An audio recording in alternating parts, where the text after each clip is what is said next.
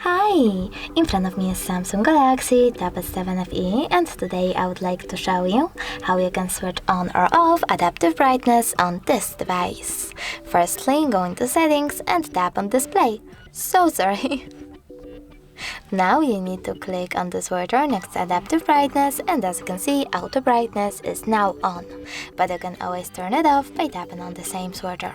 If you want to, you can also go into tab menu. And over here, click on this little icon next to brightness slider. Now tap on adaptive brightness and select done to switch it on. You can switch it off by clicking on the same switcher and tapping on done one more time. Thanks so much for watching. If you enjoyed this video, don't forget to leave a like, comment and subscribe. Bye!